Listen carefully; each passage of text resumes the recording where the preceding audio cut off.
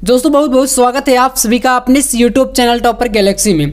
दोस्तों मैं आपके लिए लेकर आ चुका हूं यहां पर क्लास 12th इंग्लिश का एक काफ़ी ज़्यादा इंपॉर्टेंट क्वेश्चन पेपर। जैसे कि आप लोग यहां पर देख रहे हैं तो ये रहा हमारे पास 2024 के लिए काफ़ी ज़्यादा इंपॉर्टेंट क्वेश्चन पेपर, जो कि आपका क्लास 12th के लिए काफ़ी ज़्यादा महत्वपूर्ण होने वाला है।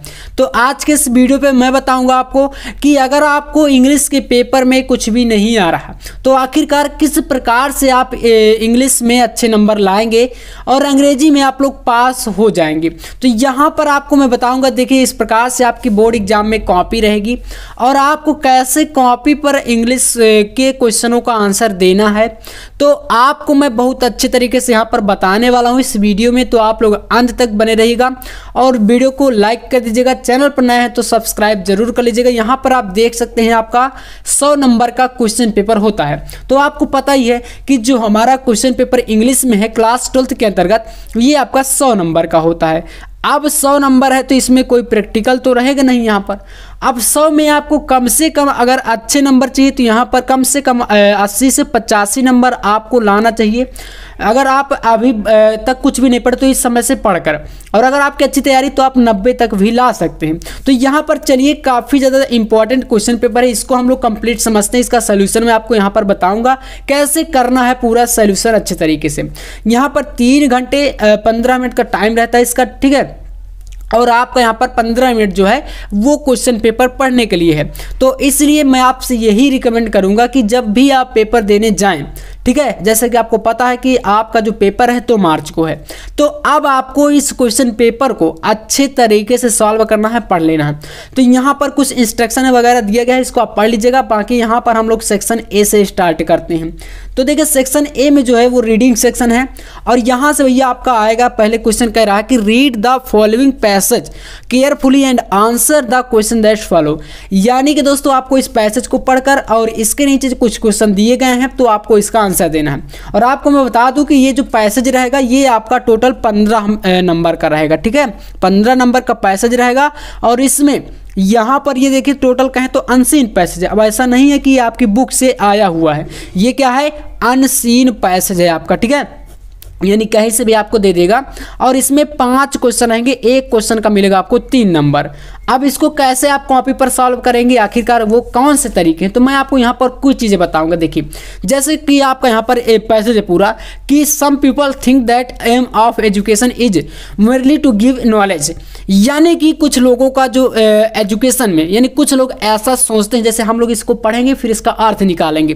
तो कह रहा है कि some people think that the aim of education is merely to give knowledge. यानी कुछ लोग सोचते हैं कि जो एजुकेशन है, शिक्षा, उसका मुख्य उद्देश्य क्या है, नॉलेज है। मतलब क्या है, आपको ज्ञान होना चाहिए। ऐसा नहीं है मान लीजिए कि जो आप पढ़ रहे हैं तो इससे तो ये कंफर्म नहीं कि आप बिल्कुल कोई गवर्नमेंट जॉब पा ही जाएंगे।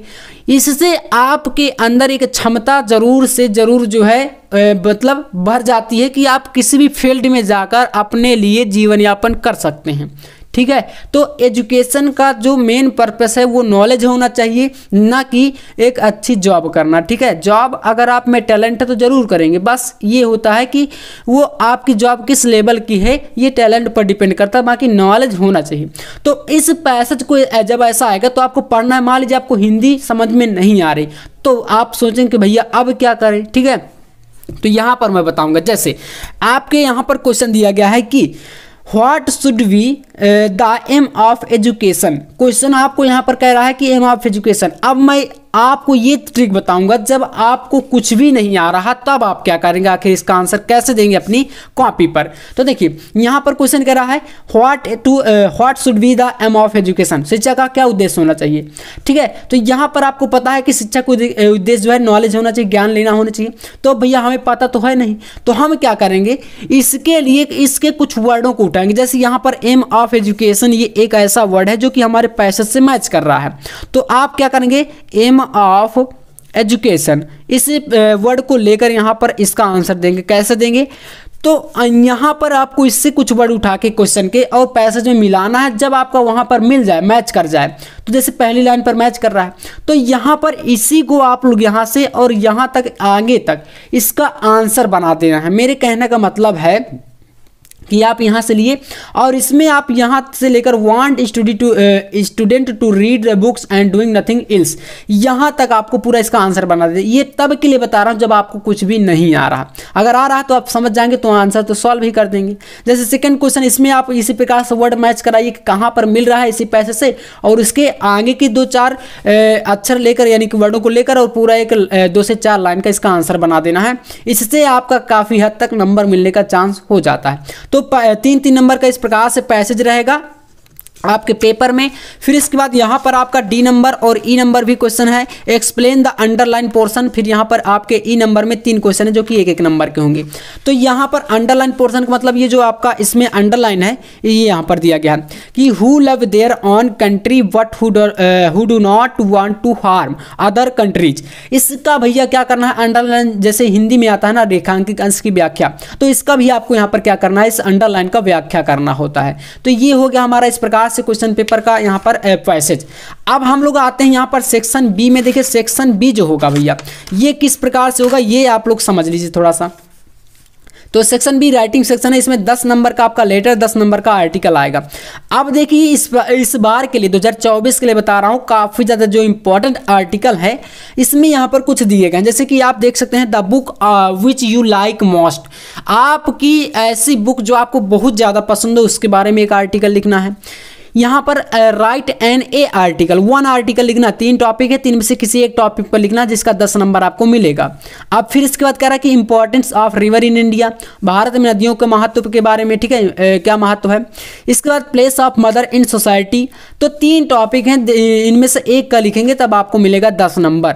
तो ये काफ़ी इंपॉर्टेंट है इस बार के लिए। बाकी इसके बाद नेक्स्ट क्वेश्चन देखिए आपके सामने यहाँ पर किस प्रकार से राइट एंड, यहाँ पर अथवा में भी रहेगा क्वेश्चन, तो आपको 2 में से कोई एक करना है, ठीक है। अभी इसका भी हम लोग सेक्शन सी का पूरा सॉल्यूशन मैं आपको बताऊंगा, तो वीडियो को छोड़कर नहीं जाना। क्वेश्चन कह रहा है कि write a letter to the district magistrate complaining about frequent long time break down of water supply या पावर सप्लाई। इस प्रकार से आता है क्वेश्चन।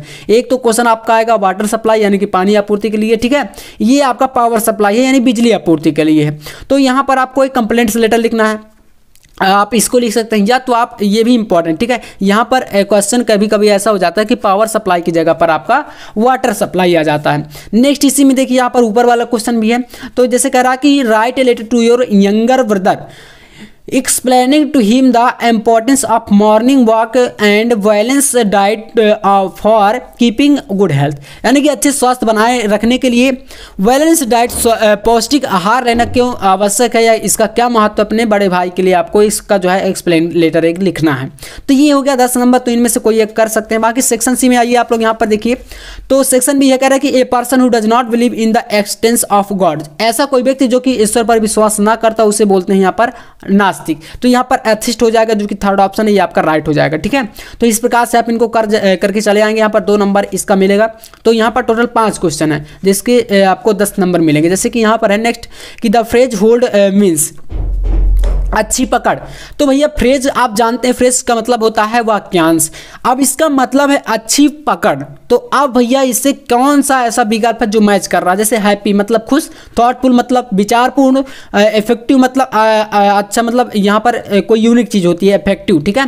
तो ये भी होता है एक प्रकार से इसके लिए मतलब कि देखिए होल्ड गुड का मतलब यहाँ पर है कि इससे फ्रेजेस को जो है वाक्यांश को हमें मैच कराना है। अब मैं थोड़ा सा आपको एक एग्जांपल देता हूँ।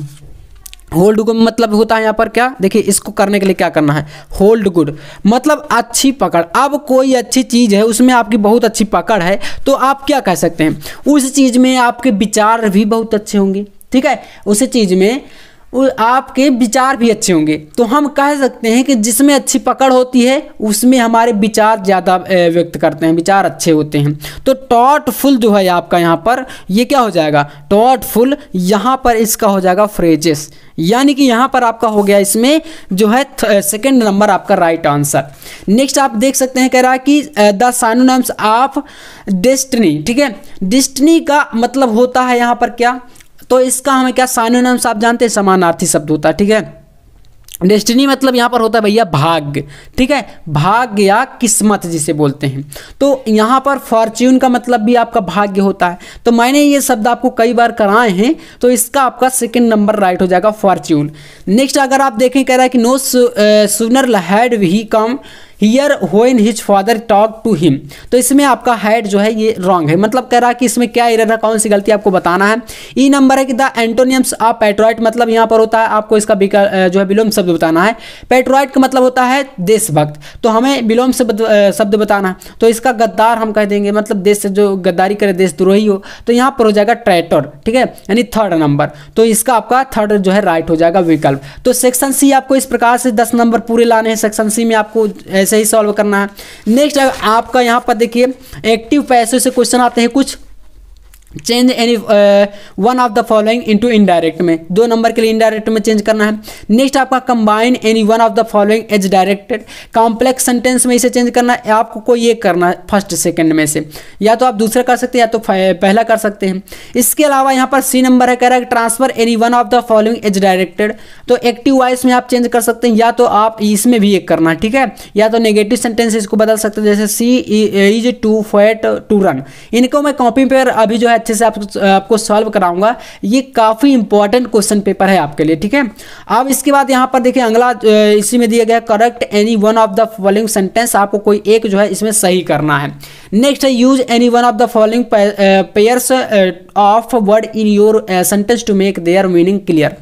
यहाँ पर भैया जैसे कि दिया गया है कनवास, ये भी कनवास है, ये कैरियर है, ये भी कैरियर है। दोनों की अगर उच्चारण की बात करें तो इन दोनों के जो है उच्चारण एक जैसे आते हैं इनके।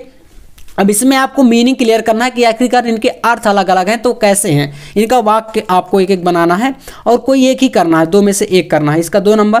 फिर इसके बाद यहाँ पर आपका ट्रांसलेशन आएगा 5 नंबर के लिए। जैसे देख सकते हैं समय मनुष्य का सबसे बड़ा शत्रु है, इसका पालन न करने वाला मनुष्य कभी सफल नहीं होता।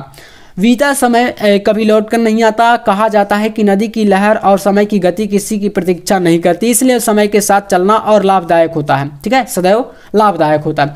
ऐसा ये पूरा वाक्य इसका ट्रांसलेट करने के लिए आता है। मैंने ट्रांसलेट पर ऑलरेडी वीडियो बना दी है तो आप देख सकते हैं, बाकी आपको और भी वीडियो मिलेंगे, ठीक है, तो टेंशन आपको नहीं लेना। सेक्शन डी देखिए प्रोज पोएट्री सप्लीमेंट्री से आता है, तो इसका स्क्रीनशॉट आप ले लीजिए क्वेश्चन का, और बाकी तो मैं आपको करा दूंगा। यहाँ पर प्रोज से भी क्वेश्चन आपको मैंने बताया है, आपको सोल्यूशन अभी नहीं दिया हूं ये मैं कहूंगा, लेकिन सोल्यूशन बहुत ही जल्द मिलेगा आपको, ठीक है। क्वेश्चन नंबर 8 आपका 7 नंबर कराएगा, तो यहाँ पर आपको देखिए 2 आपके लॉन्ग क्वेश्चन है, 2 में से कोई एक करना, एनी वन। क्वेश्चन पेपर में पढ़कर आप ये जरूर देखिएगा कि कौन से क्वेश्चन से कितने करने हैं, इसलिए 15 मिनट आपका टाइम दिया जाता है। नेक्स्ट आपका 9th नंबर क्वेश्चन है, तो ये आपका देख सकते हैं यहाँ पर आपका पोएट्री से है। पोएट्री में एक स्टैंजा दिया गया, इस स्टैंजा को यहाँ पर दिए गए क्वेश्चन से पढ़कर सॉल्व करना है, जिसका 6 नंबर आपको मिलेगा।